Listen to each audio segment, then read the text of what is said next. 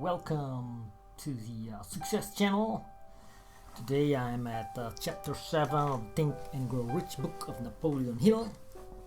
I'm reading this for my channel, which promotes Nu Skin marketing. I'm an affiliate marketeer at Nu Skin, brand affiliate they call it.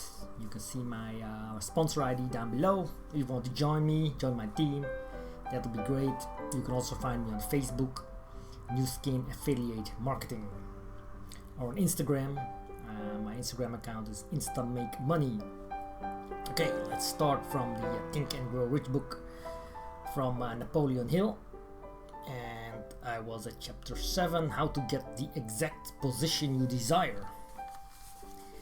Everyone enjoys doing the kind of work for which he is best suited. An artist loves to work with paints, a craftsman with his hands, a writer loves to write. Those with less definite talents have their preferences for certain fields of business and industry. If America does anything well, it offers a full range of occupations: tilling the soil, manufacturing, marketing, and the professions. First, decide exactly what kind of job you want. If the job doesn't already exist, perhaps you can create it. Second, choose the company or individual for whom you wish to work. Third, study your prospective employer as to policies, personnel, and chances of advancement. Fourth, by analysis of yourself, your talents and capabilities, figure what you can offer and plan ways and means of giving advantages, services, developments, ideas that you believe you can successfully deliver. Fifth, forget about a job. Forget whether or not there is an opening. Forget the usual routine of "have you got a job for me?" Concentrate on what you can give. Sixth, once you have your plan in mind, arrange with an experienced writer to put it on paper in neat form and in full detail. Seventh, present it to the proper person with authority, and he will do the rest. Every company is looking for men who can give something of value, whether it be ideas, services, or connections. Every company has room for the man who has a definite plan of action, which is to the advantage of that company. This line of procedure may take a few days or weeks of extra time, but the difference in income, in advancement, and in gaining recognition will save years of hard work at small pay. It has many advantages, the main one being that it will often save from 1 to 5 years of time in reaching a chosen goal. Every person who starts or gets in halfway up the ladder does so by deliberate and careful planning, excepting, of course, the boss son. The new way of marketing services jobs are now partnerships. Men and women who market their services to best advantage in the future must recognize the stupendous change which has taken place in connection with the relationship between employer and employee. In the future, the golden rule, and not the rule of gold, will be the dominating factor in the marketing of merchandise as well as personal services. The future relationship between employers and employees will be more in the nature of partnership consisting of the employer, the employee, the public they serve. This new way of marketing personal services is called new for many reasons. First, both the employer and the employee of the future will be considered as fellow employees whose business it will be to serve the public efficiently. In times past, employers and employees have bartered among themselves, driving the best bargains they could with one another, not considering that in the final analysis they were in reality bargaining at the expense of the third party, the public they served. This depression served as a mighty protest from an injured public, whose rights had been trampled upon in every direction by those who were clamoring for individual advantages and profits. Whence the breeze of the depression shall have been cleared away, and business shall have been once again restored to balance. Both employers and employees will recognize that they are no longer privileged to drive bargains at the expense of those whom they serve. The real employer of the future will be the public. This should be kept uppermost in mind by every person seeking to market personal services effectively.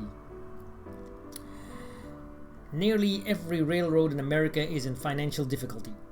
Who does not remember the day when, if a citizen inquired at the ticket office the time of departure of a train, he was abruptly referred to the bulletin board instead of being politely given the information? The streetcar companies have experienced a change of times also. There was a time not so very long ago when streetcar conductors took pride in giving argument to passengers. Many of the streetcar tracks have been removed and passengers ride on a bus whose driver is the last word in politeness. All over the country, streetcar tracks are rusting from abandonment or have been taken up. Wherever streetcars are still in operation, passengers may now ride without argument, and one may even hail the car in the middle of the block, and the motorman will obligingly pick him up. How times have changed! That is just the point I am trying to emphasize. Times have changed. Moreover, the change is reflected not merely in railroad offices and on streetcars, but in other walks of life as well. The public be damned policy is now passé. It has been supplanted by the "we are obligingly at your service, sir" policy. The bankers have learned a thing or two during this rapid change which has taken place during the past few years. Impoliteness on the part of a bank official or bank employee today is as rare as it was conspicuous a dozen years ago. In the years past, some bankers, not all of them of course, carried an atmosphere of austerity, which gave every would-be borrower a chill when he even thought of approaching his banker for a loan. The thousands of bank failures during the Depression had the effect of removing the mahogany doors behind which bankers formerly barricaded themselves. They now sit at desks in the open, where they may be seen and approached at will by any depositor, or by anyone who wishes to see them, and the whole atmosphere of the bank is one of the courtesy and understanding. One of courtesy and understanding. Wow. It used to be customary for customers to have to stand and wait at the corner grocery until the clerks were through passing the time of day with friends, and the proprietor had finished making up his bank deposit, before being waited upon. Chain stores managed by courteous men who do everything in the way of service short of shining the customer's shoes have pushed the old-time merchants into the background. Time marches on.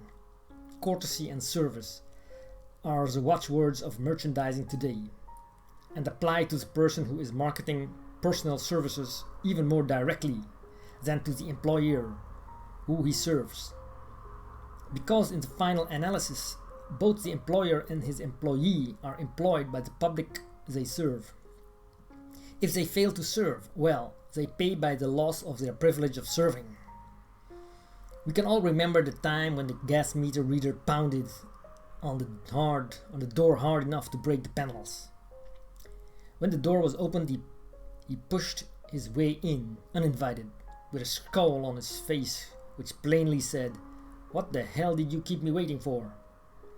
All that has undergone a change. The meter man now conducts himself as a gentleman who is delighted to be at your service, monsieur. Before the gas companies learned that their scowling meter men were accumulating liabilities never to be cleared away, the polite salesman of oil burners came along and did a land office business. During the Depression, I spent several months in the anthracite coal region of Pennsylvania, studying conditions which all but destroyed the coal industry. Among several very significant discoveries was the fact that greed on the part of operators and their employees was the chief cause of the loss of business for the operators and the loss of jobs for the miners. Through the pressure of a group of overzealous labor leaders representing the employees and the greed for profits on the part of the operators, the anthracite business suddenly dwindled. The coal operators and their employees drove sharp bargains with one another, adding the cost of the bargaining to the price of the coal, until finally they discovered they had built up a wonderful business for the manufacturers of oil, burning outfits, and the producers of crude oil. The wages of sin is death. Many have read this in the Bible, but few have discovered its meaning. Now and for several years, the entire world has been listening by force to a sermon which might well be called, "Whatsoever a man soweth, that shall he also reap." Nothing as widespread and effective as the Depression could possibly be just a coincidence.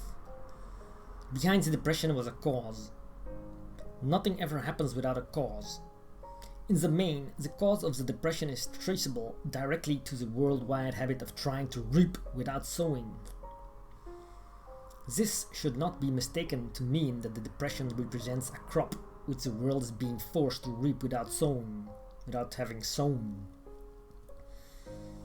The trouble is that the world sowed the wrong sort of seed. Any farmer knows he cannot sow the seed of thistles and reap a harvest of grain. Beginning at the outbreak of the World War, the people of the world began to sow the seed of service inadequate in both quality and quantity. Nearly everyone has engaged in the pastime of trying to get without giving.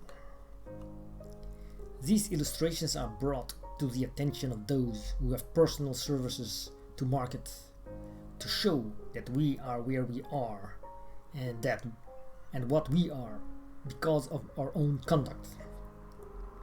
If there is a principle of cause and effect which controls business, finance, and transportation, this same principle controls individuals and determines their economic status.